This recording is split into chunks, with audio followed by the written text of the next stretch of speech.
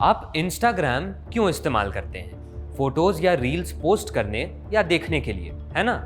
लेकिन क्या आप जानते हैं कि आज के वक्त में ये एक ऐसा प्लेटफॉर्म बन गया है जहां कथित तौर पर बच्चों के यौन शोषण और रेप से जुड़े वीडियो तक पहुंचाने वाले पेड एडवर्टाइजमेंट्स चलाए जा रहे हैं। इसका खुलासा बीबीसी की लेटेस्ट इन्वेस्टिगेशन रिपोर्ट में हुआ है। जर्नलिस्ट दिव्या आर्या ने कई हफ्तों तक फीड में आए एड्स को देखा और उनकी पड़ताल की। फिर जो सामने आया उसने सबको चौंका कर रख दिया। 26 मिनट लंबी इस रिपोर्ट में ये बताया गया कि कैसे इंस्टाग्राम रेप वीडियोस और चाइल्ड वीडियोस जैसे कीवर्ड्स का इस्तेमाल कर यूजर्स को उन प्लेटफॉर्म्स से कनेक्ट करता है जहां ये सारे वीडियोस आसानी से देखे जा सकते हैं। नमस्कार, मेरा नाम वरुण है और आप देख रहे हैं जिस्ट। इस बात का खुलासा तब हुआ जब बीबीसी वर्ल्ड सर्विस की रिपोर्टर दिव्या आर्या ने एक नया इंस्टाग्राम अकाउंट बनाया। उन्होंने इस अकाउंट से ऐसी महिलाओं के अकाउंट्स को फॉलो करना शुरू किया जो अपने रोजमर्रा की जिंदगी के बारे में कंटेंट बनाती थी। इनमें से कुछ महिलाएं कथित तौर पर रिवीलिंग कपड़ों में कंटेंट पोस्ट किया करती थी और हल्के यौन संकेतों का इस्तेमाल भी करती थी। पहले तो सब कुछ नॉर्मल ही लग रहा था, लेकिन एक हफ्ते से भी कम समय में तस्वीर बदलने लगी। कुछ ही दिनों बाद फीड पर अडल्ट कंटेंट प्रमोट कर रहे पेड एड्स दिखाई देने लगे। ये सिलसिला यही नहीं रुका, धीरे धीरे ये एड्स और भी ज्यादा सेंसिटिव होते चले गए।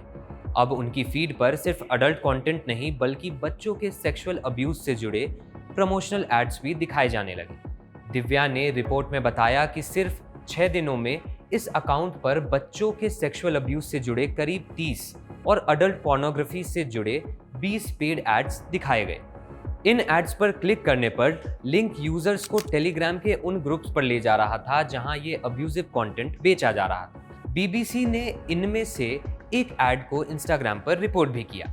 इस एड में एक छोटी बच्ची दिखाई गई थी जो रो रही थी और डिस्क्रिप्शन में सेक्सुअल अब्यूज से जुड़ी भद्दी बातें लिखी गई थी। इसके जवाब में मेटा ने करीब 24 घंटे बाद जवाब दिया कि ये एड उनके कम्युनिटी स्टैंडर्ड्स को वायलेट नहीं करता। अब यहाँ ध्यान देने वाली बात यह है कि इस पोस्ट को किसी नॉर्मल यूजर ने पोस्ट नहीं किया था, क्योंकि ये एक एडवर्टाइजमेंट था। इसे पब्लिश होने के लिए पहले मेटा के एड रिव्यू सिस्टम से गुजरना पड़ा होगा। बाद में जब बीबीसी ने इस पूरे मामले पर मेटा से ऑफिशियल रिस्पॉन्स मांगा, तब मेटा ने कई एड्स हटा दिए, संबंधित अकाउंट्स को सस्पेंड कर दिया और टेलीग्राम लिंक्स को ब्लॉक भी कर दिया। मेटा ने अपने ऑफिशियल स्टेटमेंट में कहा कि बच्चों का यौन शोषण एक बेहद गंभीर और घिनौना अपराध है और वो अपने प्लेटफॉर्म पर ऐसे कंटेंट के खिलाफ लगातार कार्रवाई करते आए हैं। साथ ही कंपनी ने यह भी स्वीकार किया कि कोई भी मॉडरेशन सिस्टम पूरी तरह से एरर फ्री नहीं होता और कुछ मामलों में चूक होना संभव है। अब एक आम यूजर द्वारा रिपोर्ट किए गए ऐड पर कोई ठोस कार्रवाई नहीं हुई, लेकिन एक बड़े मीडिया ऑर्गेनाइजेशन की ऑफिशियल इंक्वायरी के बाद तुरंत एक्शन लिया गया। तो ये कंपनी के इंटरनल सिक्योरिटी और रिव्यू सिस्टम की इफेक्टिवनेस पर गंभीर सवाल खड़े करता है। जांच के दौरान बीबीसी ने जिन टेलीग्राम चैनल्स की पहचान की थी, उनमें से एक को बाद में बंद कर दिया गया, लेकिन दूसरा चैनल 2 हफ्ते से ज्यादा समय तक एक्टिव रहा और उस पर लगातार कंटेंट पोस्ट होता रहा।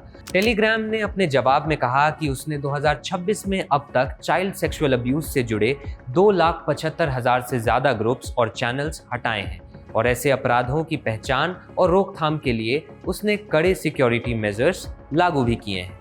लेकिन सोचने वाली बात यह है कि अगर दुनिया की सबसे बड़ी टेक कंपनीज के पास मौजूद इतने एडवांस सिक्योरिटी सिस्टम्स के बाद ऐसे एड्स प्लेटफॉर्म्स तक पहुंच सकते हैं, तो आखिर ये पूरी डिजिटल मॉडरेशन सिस्टम कितनी प्रभावी है। अब समझते हैं कि आखिर मेटा का एडवर्टाइजिंग सिस्टम काम कैसे करता है। साल 2025 में मेटा ने करीब $200 बिलियन की कमाई की, जिसमें लगभग 98% हिस्सा सिर्फ एड से आया। जब कोई कंपनी या यूजर इंस्टाग्राम पर एड चलाता है तो वो सीधे आपकी स्क्रीन पर नहीं पहुंचता। सबसे पहले उसे मेटा के एआई रिव्यू सिस्टम से गुजरना पड़ता है। ये एआई एडवर्टीजमेंट की image, video, text, audio, link और उसे किन लोगों को दिखाया जा रहा है, इन सभी चीजों को रिव्यू करता है। इसके बाद वो तय करता है कि ये एड मंजूर होगा या नहीं। सिर्फ कुछ चुनिंदा मामलों में ही उसे ह्यूमन रिव्यू के लिए भेजा जाता है। यहीं से ये पूरी बहस शुरू होती है। एक तरफ यही सिस्टम तय करता है कि प्लेटफॉर्म पर क्या सुरक्षित है और क्या नहीं। दूसरी तरफ यही सिस्टम मेटा की कमाई का सबसे बड़ा जरिया भी है। इसीलिए अगर कोई गलत ऐड इस रिव्यू को पार कर जाता है तो पूरे सिक्योरिटी सिस्टम पर सवाल खड़े हो जाते हैं। इस पूरे मामले पर फेसबुक के पूर्व head of advertising Brian Boland का बयान भी काफी महत्वपूर्ण माना जा रहा है। 2009 से 2020 तक मेटा में काम कर चुके बोलैंड ने बीबीसी को इंटरव्यू देते हुए कहा कि ये खुलासा उन्हें चौंकाता नहीं है। उनके मुताबिक समय के साथ कंपनी के भीतर प्रायोरिटी सिक्योरिटी से ज्यादा एडवर्टाइजिंग बिजनेस और रेवेन्यू पर केंद्रित होती चली गई। उन्होंने ये भी बताया कि शुरुआती दौर में सस्पिशियस एडवर्टाइजमेंट्स को हटाने के लिए कहीं ज्यादा अग्रेसिव एक्शन लिए जाते थे, लेकिन बाद में ये बैलेंस बदलता चला गया। दूसरी ओर मेटा ने इन आरोपों को जानबूझकर की गई लापरवाही मानने से इनकार कर दिया है।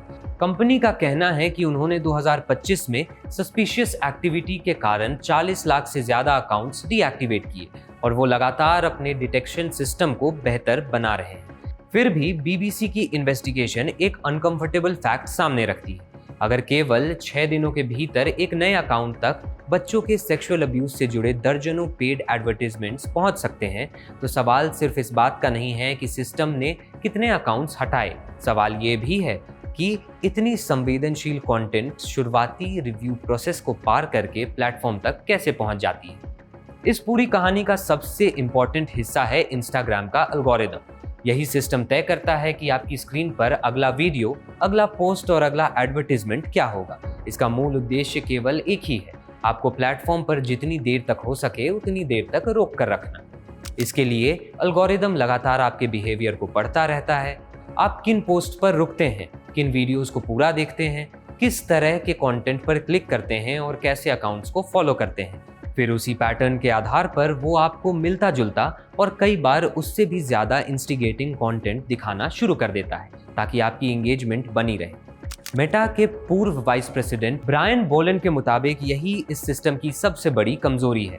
उनका कहना है कि एल्गोरिदम का मकसद लोगों को अपराध की ओर धकेलना नहीं है, लेकिन जब उसका सबसे बड़ा लक्ष्य सिर्फ क्लिक्स, स्क्रीन टाइम और एडवर्टाइजिंग रेवेन्यू बन जाता है तो वो यूजर्स को लगातार उसी दिशा में ले जाता है जिससे उसकी एंगेजमेंट बढ़े। अगर इस प्रोसेस पर पर्याप्त निगरानी न हो तो इसके नतीजे बेहद गंभीर हो सकते हैं।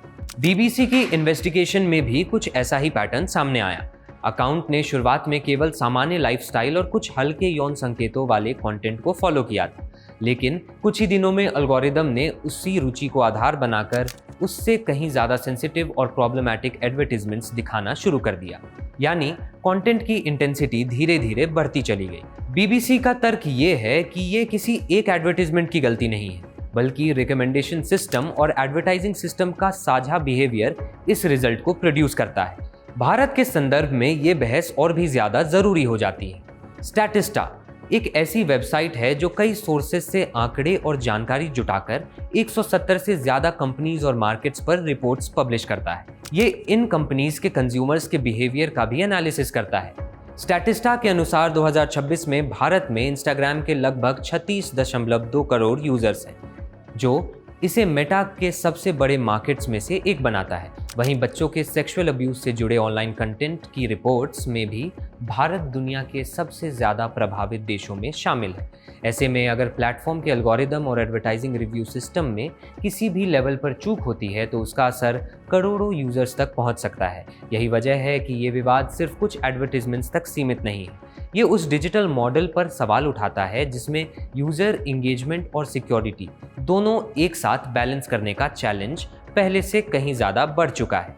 इस पूरे मामले पर साइबर सिक्योरिटी एक्सपर्ट्स की राय भी कुछ अजीब है। तेलंगाना साइबर सिक्योरिटी ब्यूरो की डायरेक्टर शिखा गोयल ने बीबीसी को बताया कि बच्चों के सेक्सुअल अब्यूज से जुड़ी सबसे ज़्यादा अलर्ट्स इंस्टाग्राम और फेसबुक से ही आते हैं, लेकिन इसका मतलब ये नहीं कि ये प्लेटफॉर्म्स इस अपराध के सबसे बड़े केंद्र हों। उनके मुताबिक जिन प्लेटफॉर्म्स के डिटेक्शन सिस्टम्स बेहतर होते हैं वहाँ नेचुरली ऐसे मामले ज़्यादा पहचान में आते हैं। वहीं मुंबई के रति फाउंडेशन के को फाउंडर सिद्धार्थ पिल्लई का कहना है कि अपराधी एक प्लेटफॉर्म पर टिके नहीं रहते। वो इंस्टाग्राम का इस्तेमाल लोगों तक पहुंचने के लिए करते हैं और फिर उन्हें टेलीग्राम जैसे दूसरे प्लेटफॉर्म्स पर भेज देते हैं। इसीलिए अगर एक जगह कार्रवाई हो भी जाए तो ये पूरा नेटवर्क किसी दूसरी जगह से फिर से चलने लगता है। Just rights for children network के फाउंडर भुवन रिभु मानते हैं कि ऐसे अपराध अब भी बड़े पैमाने पर रिपोर्ट नहीं हो पाते। उनके अनुसार केवल लिंक्स हटाना काफ़ी नहीं है। इसे खत्म करने के लिए इस पूरे नेटवर्क की डिमांड, सप्लाई और उसके पीछे काम करने वाले ग्रुप्स तक पहुंचना होगा, जिसके लिए इंटरनेशनल कोऑपरेशन बहुत जरूरी है। कानूनी रूप से भारत में इस तरह के अपराधों के लिए बेहद सख्त प्रोविजंस हैं। Protection of children from sexual offences act 2012 बच्चों के सेक्सुअल अब्यूज से जुड़े कंटेंट क्रिएशन, डिस्ट्रीब्यूशन और सर्कुलेशन को अपराध मानता है।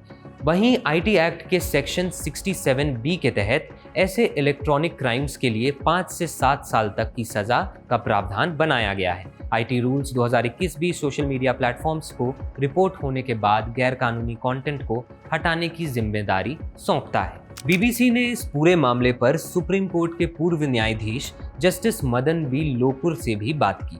उनका कहना है कि अगर कोई प्लेटफॉर्म ऐसे एडवर्टीजमेंट से पैसे कमा रहा है तो वो अपनी जिम्मेदारी से बच नहीं सकता। उन्होंने इस मामले को इतना गंभीर बताया कि इस पर जुडिशियल लेवल पर भी ध्यान देने की जरूरत है। इस बहस के बीच मेटा पहले से ही कई देशों में कानूनी चुनौतियों का सामना कर रहा है। अमेरिका के न्यू मैक्सिको में मेटा के खिलाफ चल रहे एक मामले में ब्रायन बोलैंड ने भी गवाही दी थी। इस मामले ने एक बार फिर ये बहस तेज कर दी है कि जब किसी टेक कंपनी का कारोबार अरबों डॉलर के एडवर्टीजमेंट्स पर टिका हो तो सिक्योरिटी और प्रॉफिट के बीच बैलेंस आखिर कैसे बनाया जाए। इस रिपोर्ट के सामने आने के बाद भारत सरकार ने तुरंत कार्रवाई की।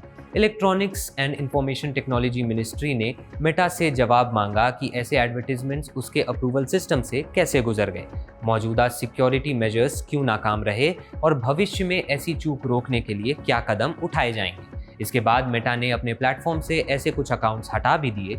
लेकिन इस पूरी कहानी के बाद सवाल सिर्फ मेटा, इंस्टाग्राम या किसी एक एल्गोरिदम का नहीं रह गया। सवाल उस पूरे डिजिटल इकोसिस्टम का है जहां यूजर अटेंशन और एडवर्टाइजिंग रेवेन्यू कई बार सिक्योरिटी से बड़ा हो जाता है।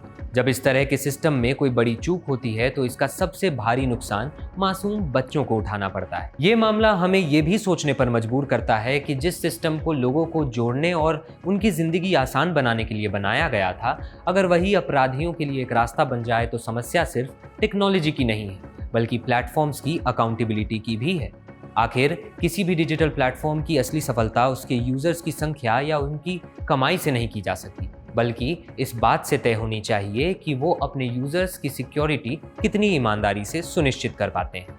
अब आप इस पूरे विवाद पर क्या सोचते हैं? अपनी राय हमें कमेंट्स में ज़रूर बताएं। देश और दुनिया की बड़ी खबरों के लिए देखते रहिए जिस्ट। शुक्रिया।